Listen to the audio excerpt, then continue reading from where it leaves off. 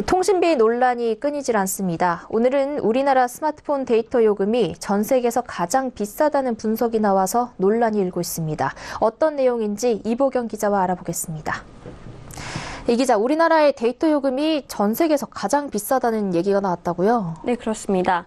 우리나라 스마트폰 데이터 요금이 세계 주요국 중 가장 비싸다는 분석이 나왔습니다.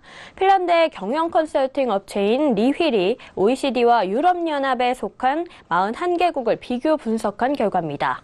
이 리휠은 월 국내 전화 무료 통화가 1000분 이상 제공되는 스마트폰 요금제 중 LTE 데이터 1GB당 가격이 한국이 13.4유로고 약 17,300원으로 가장 비싸다고 발표했습니다. 캐나다가 12.1유로로 2위, 미국은 6위, 일본은 10위였습니다.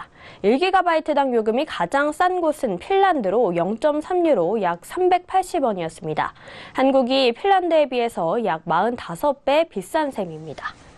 네, 그런데 우리 통신사들은 그동안 우리나라의 데이터 요금이 주요국들과 비교를 했을 때 가장 저렴한 편이다라고 주장을 해왔잖아요.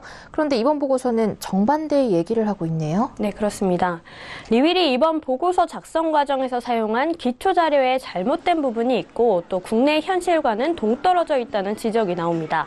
우선 사실과 다른 점부터 살펴보면 리휠은 국가별로 30유로, 우리 돈으로 38,688원으로 살 수 있는 LTE 데이터량 최대치를 집계하고 그를 기준으로 이 각국 요금 수준을 판단했습니다.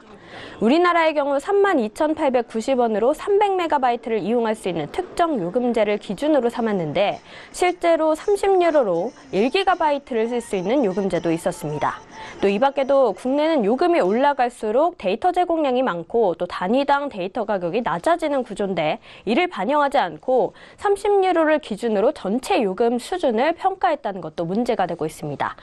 예를 들어서 우리나라의 LTE 데이터 가격은 1GB당 13.4유로라고 했지만 이건 32,890원이라는 요금을 기준으로 한 결과입니다. 54,890원에 6GB를 제공하는 상품은 1GB당 7유로고요. 또 65,890원에 최대 72GB를 제공하는 상품의 경우에는 1GB는 1유로 미만이라는 겁니다. 또 우리나라에서 얼마 전부터 적용되고 있는 25% 선택약정 할인 인상이 적용되지 않았고 다른 나라와 달리 알뜰폰 업체들을 포함시키지 않았습니다. 또 데이터는 구글 번역기를 돌려서 확보한 것으로 신뢰성에 의문이 갑니다. 네, 리휠의 국가별 통신비 비교 결과가 오늘 시민들 사이에서 이슈가 됐었는데요. 분석에 문제가 있었던 거네요. 네, 그렇습니다. 각국의 통신비를 단순 비교하는 것은 쉽지가 않은데요. 이 나라마다 요금제가 너무 다양하고 속도나 약정 계약 형태 등이 다르기 때문입니다. 그동안 알려졌던 각국의 통신요금 비교 결과는 OECD가 2년마다 발표하는 디지털 경제전망 보고서인데요. 이 결과에 따르면 2015년 기준 우리나라의 통신요금은 타 국가 대비 15에서 40% 저렴한 것으로 돼 있습니다. 그런데 이것도 그대로 믿을 수는 없는데요. 이 OECD 비교 기준의 불공정성 논란 때문에 올해부터 각국 가계통신비 비교를 뺀 상황입니다. 이 통신시장의 환경 변화로 각 국가별 통신요금 구조를 직접 비교하기가 어려워졌기 때문에 OECD 통계에서 제외한 겁니다. 실제로 우리나라의 경우 OECD의 통신비 조사 결과 2013년에는 비싼 편에 속했지만 2015년에는 싼 편에 속했는데요. 2년 만에 이렇게 바뀔 수 있었던 것은 이 가처분 소득 기준을 물가 수준을 반영한 구매력 평가 환율 기준으로 바꿨고 또 단말기 구입 비용을 뺀 이동통신 서비스 요금만 비교한 결과입니다. 네. 어떤 기준을 적용하느냐에 따라서 이 비교 결과가 큰 차이가 나는 걸 보니까 특정 자료만 인용했을 때 사회적 갈등만 키울 수 있는 그런 우려가 나오는데요. 통신비 인하 정책을 만들 때도 이 통계를 잘 의미 있게 접근을 해야 될 것 같은데 현재 통신비 인하 정책은 어떻게 되고 있습니까? 네.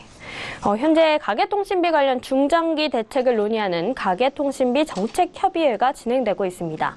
정부와 시민단체, 전문가, 단말기 업체, 통신 3사 등이 참여해서 단말기 완전자급제와 보편요금제 등 통신비 관련 논의를 이어가고 있는데요. 내년 2월까지 약 100일간 진행되고 이후에는 입법 참고 자료로 제출될 예정입니다. 네, 우리나라 통신비 논란과 관련해 이보경 기자와 이야기 나눠봤습니다. 고맙습니다.